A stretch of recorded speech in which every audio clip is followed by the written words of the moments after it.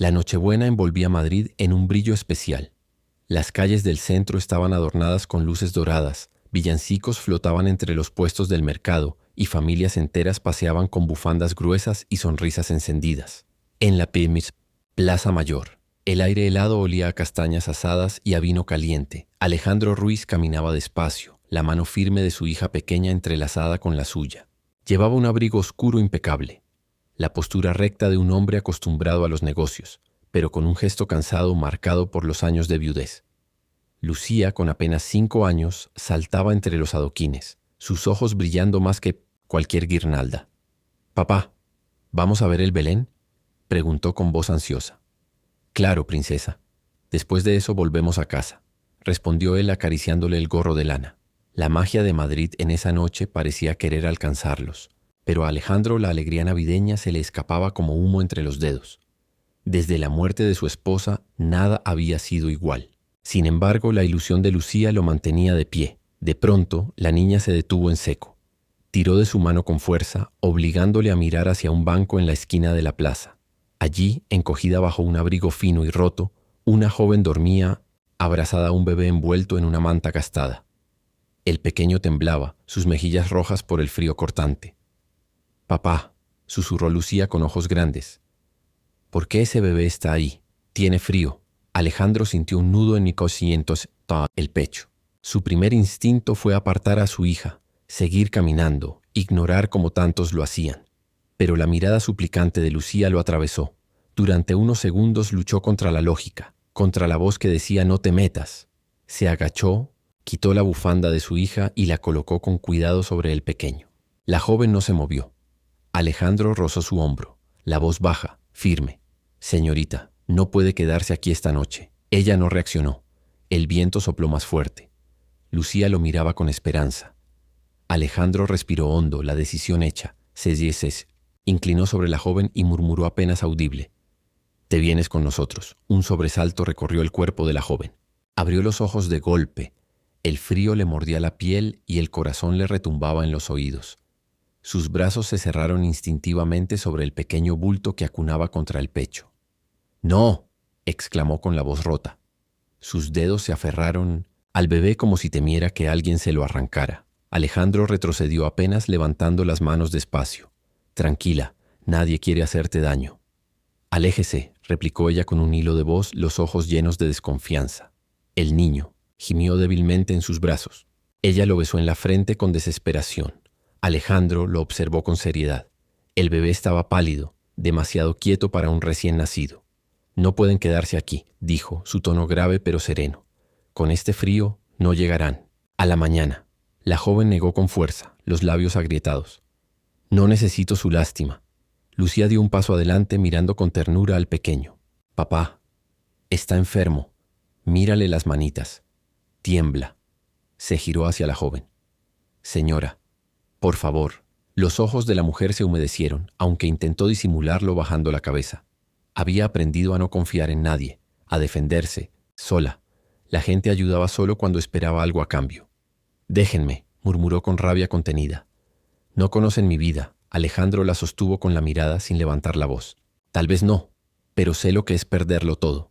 Y no pienso dejar que tu hijo se congele aquí». El silencio se volvió espeso. Solo se oía el murmullo lejano de villancicos mezclado con el viento helado. Isabel apretó más fuerte a su bebé, como si quisiera protegerlo de todos, incluso de aquel hombre y su hija. Entonces un sonido quebró la tensión. El pequeño tosió, primero leve, luego con un gemido ronco que sacudió su cuerpecito. Isabel palideció. La tos volvió, más fuerte, hasta que el niño se agitó en brazos de su madre. Sus ojos se alzaron, aterrados, hacia Alejandro y Lucía. La decisión la aplastaba. El coche se deslizó por las calles nevadas de Madrid hasta detenerse frente a un edificio señorial en el barrio de Salamanca. Isabel bajó con cautela, abrazando a Mateo con tanta fuerza que parecía temer que alguien se lo arrebatara. El ascensor los llevó hasta el ático. Cuando las puertas se abrieron, la joven se quedó sin aliento. El salón era amplio, con ventanales que dejaban ver la ciudad iluminada y un árbol de Navidad que brillaba con adornos dorados. Para ella, acostumbrada al frío de los bancos y a los refugios abarrotados, aquello parecía otro mundo. «Venid», dijo Lucía, tirando suavemente de la mano de Isabel. «Te enseñaré dónde puede dormir el bebé». La pequeña la condujo a una habitación clara, donde en una esquina había una cuna impecable, cubierta con sábanas limpias y un pequeño móvil de estrellas que aún giraba despacio. Era mía cuando yo era pequeñita, explicó con orgullo. Ahora es para tu bebé. Isabel tragó saliva. Todo en su interior le gritaba que no debía confiar, que esa hospitalidad era demasiado frágil, demasiado irreal. Pero miró a Mateo. Su respiración se había calmado un poco. Su piel ya no estaba tan helada. Solo por esta noche, susurró casi para sí misma, depositándolo con cuidado en la cuna. Alejandro, de pie en la puerta, asintió sin decir palabra. Había una determinación en sus ojos, pero también respeto por la fragilidad de aquella mujer. Isabel se sentó en el borde de la cama, todavía con el abrigo puesto, la espalda rígida. La casa estaba llena de calor y silencio. Por primera vez en mucho tiempo, Mateo dormía en un lugar seguro. Ella, sin embargo, seguía con el corazón en guardia. Escribe en los comentarios desde qué país estás viendo esta historia y no olvides suscribirte para la siguiente parte. La mañana siguiente, la calma del ático se vio interrumpida por la llegada de doña Carmen, la ama de llaves que llevaba décadas cuidando de la familia Ruiz. Mujer práctica, de mirada aguda y pocas palabras innecesarias, conocía cada rincón de aquella casa y también cada gesto de Alejandro. Al entrar en el despacho, lo encontró revisando documentos. Don Alejandro, empezó en tono serio. Con todo respeto, no sabemos nada de esa muchacha. Apareció en la calle con un bebé. Podría estar ocultando algo. Alejandro levantó la vista, frunciendo el ceño. Carmen, estaban congelados en un banco. No es un engaño, es necesidad. A veces la necesidad se disfraza para aprovecharse. De los corazones nobles, replicó ella cruzándose de brazos. Y usted tiene una hija pequeña en casa. Lo que ninguno notó fue la figura silenciosa en el pasillo. Isabel, con una toalla limpia en las manos, se quedó helada al escuchar cada palabra. Su rostro se tensó, la vergüenza y la rabia peleando en su pecho. Dio media vuelta sin hacer ruido y entró en la habitación de invitados. Con manos temblorosas, comenzó a doblar la manta de Mateo y a guardar lo poco que tenía en una bolsa. Se inclinó sobre la cuna, acariciando la frente del niño. Nos vamos, cariño, antes de que se arrepientan de habernos dejado entrar. Abrió la puerta con paso rápido, pero no llegó muy lejos. Lucía corrió hacia ella, aferrándose a sus piernas con fuerza. No te vayas, suplicó, los ojos llenos de lágrimas. Mamá decía que ayudar es el mejor regalo. Tú y Mateo sois nuestro regalo. Isabel se quedó paralizada, el corazón dividido entre la huida y aquel abrazo inocente. Entonces, al final del pasillo, una sombra se detuvo. Alejandro estaba allí, en silencio, con la mirada fija en ella. Los días siguientes, Isabel intentó mantenerse invisible, pero su gratitud hacia el techo que la resguardaba se reflejaba en gestos silenciosos. Se levantaba temprano para lavar la ropa de Mateo y también algunas prendas de la casa. Limpiaba la cocina después del desayuno, sin que nadie se lo pidiera. Lucía la seguía a todas partes, curiosa y alegre.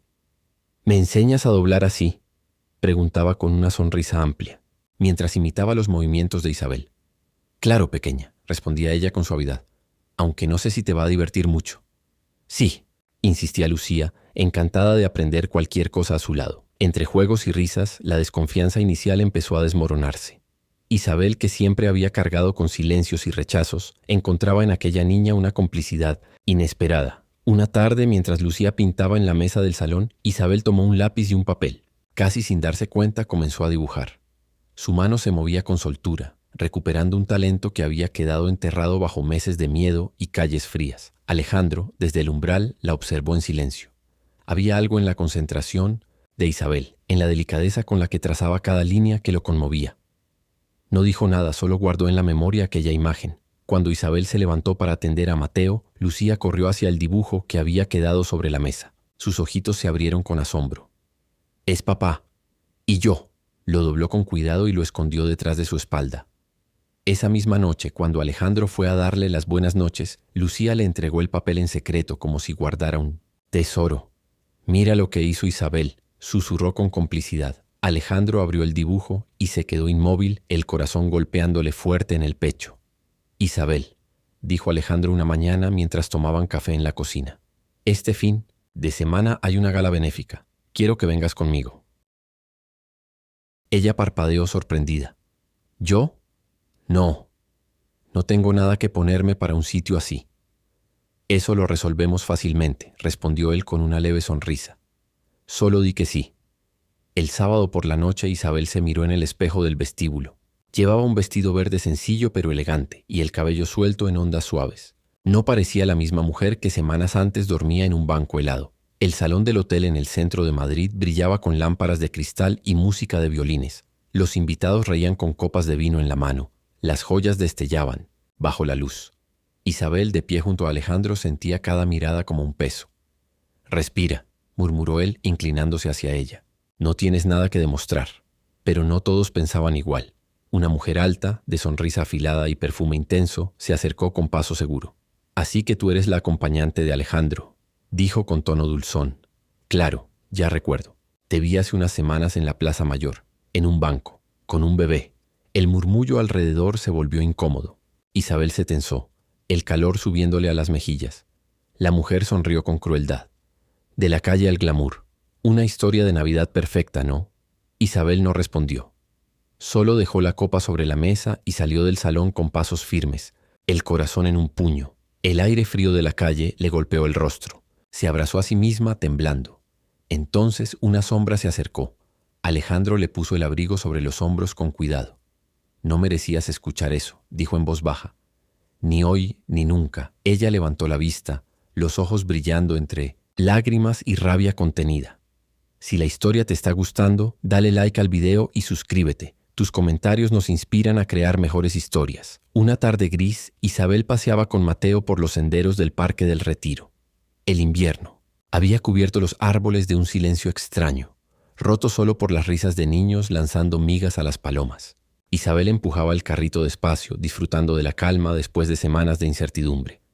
Pero entonces una voz conocida la atravesó como un cuchillo. «Isabel».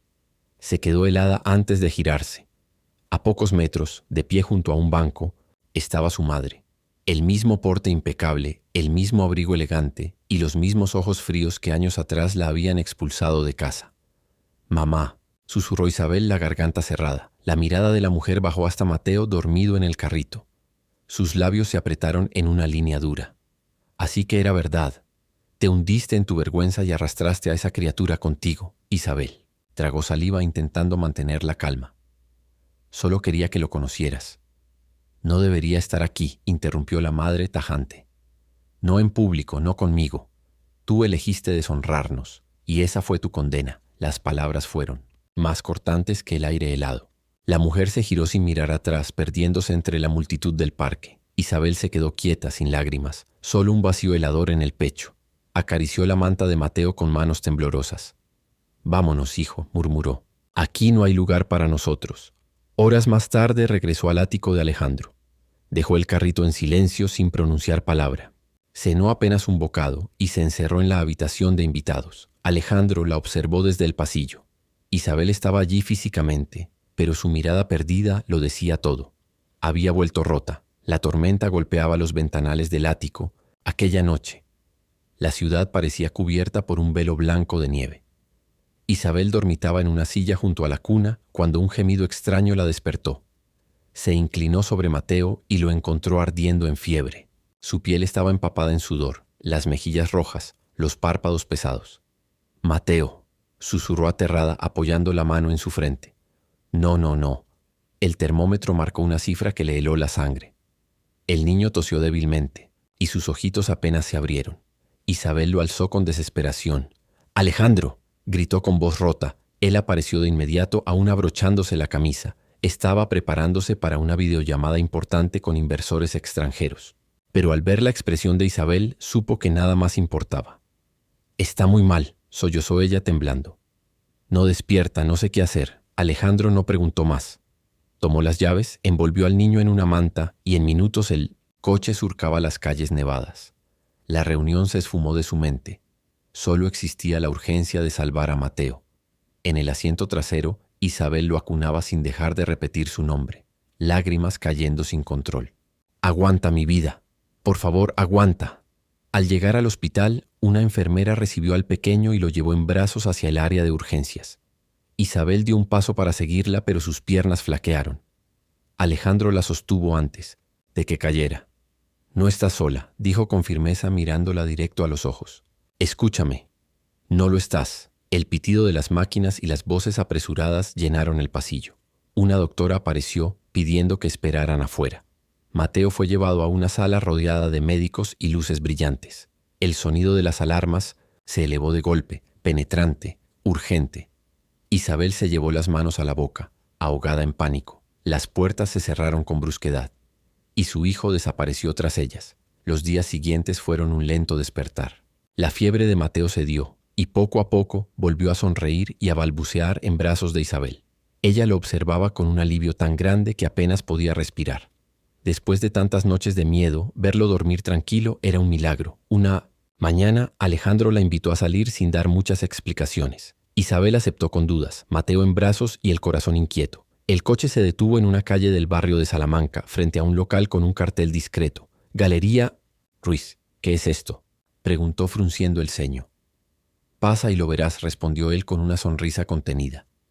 Al entrar, Isabel se quedó sin palabras.